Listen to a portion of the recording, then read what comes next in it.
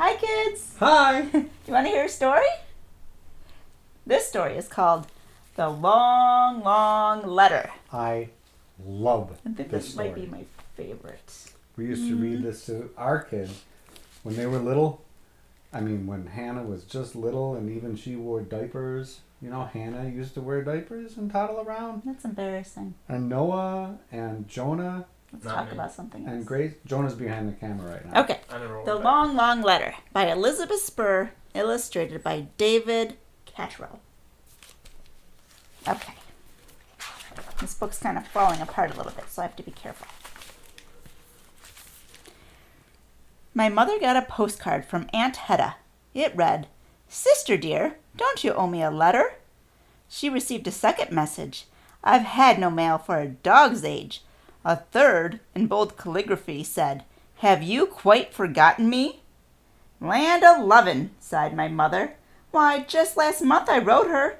Poor woman must be so lonely, way out there in the boonies, with no kith nor kin to care for. She has too much time to fret. I'd better write a long, long letter, one she will not forget." My mother sat down at her pine-topped desk to write. With a fine-plumed pen she looped and scrolled, morning, noon, and into night. She badly burned the dinner. It was a long, long letter. She wrote through fall and winter, into spring and summer. The days grew warmer, longer. I grew taller, stronger. It was a long, long letter. She wrote of cabbages and crocuses, sausages and shoes, the newly born, the price of corn, the cranking phone she'd never use, of darning socks and scouring pots, broken clocks and knitting knots. She wrote of all the chores she had no time to do, thanks to the long, long letter. One day after breakfast she said, "Let us mail the letter. There's still so much to tell her, but I've no more ink nor paper." We put the letter into boxes and hauled it in a wagon. We gave it to the postman, who stuck 1,000 stamps on. It was a long, long letter. Look at all the stamps on his fingers and his tongue. On the way to the train station, a whirlwind came from nowhere. It whipped the tops right off the boxes. Swoosh went Aunt Hedda's letter. Whoosh! The pages scattered. It was an all-gone letter. Oh, no.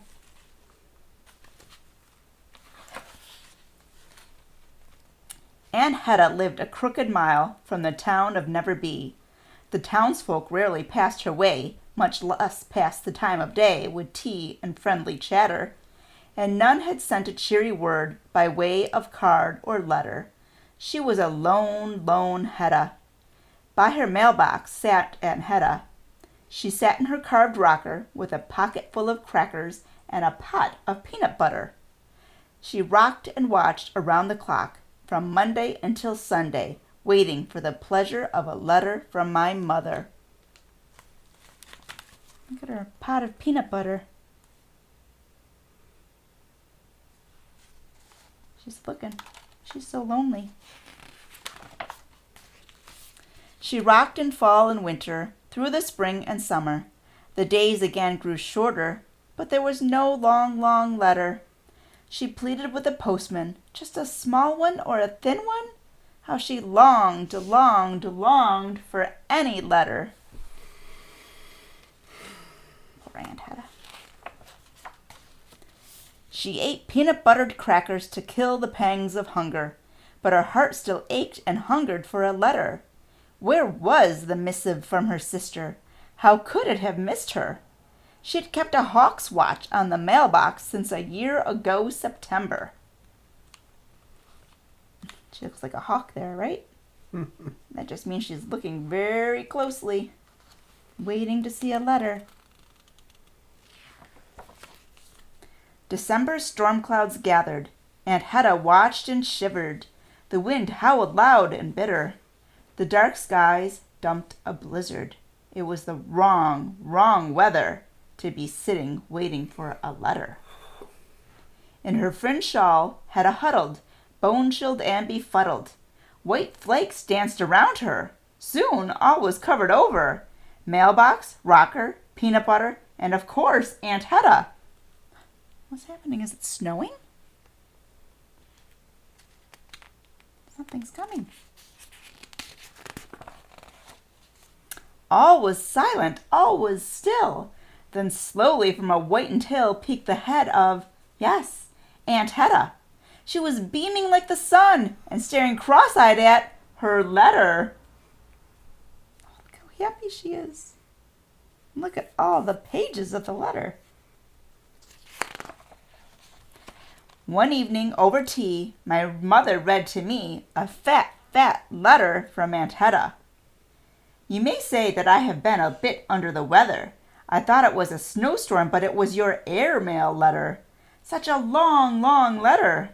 The town was in a dither. It took 3 days to gather with snowplows and a tractor. I am told that midst the rumpus, the postman said, Great Zeus's thunder! What's become of Hedda Pincus? She was sitting by her mailbox. She must be 6 feet under. Look at the tractor. Through the vineyards, through the groves, the townsfolk rushed in droves. Headed by the doctor and followed by the preacher, a posse for emergency was coming out to rescue me. Plain to see, catastrophe draws good folks together. I felt like a celebrity instead of a non-entity. Life looked a lot brighter.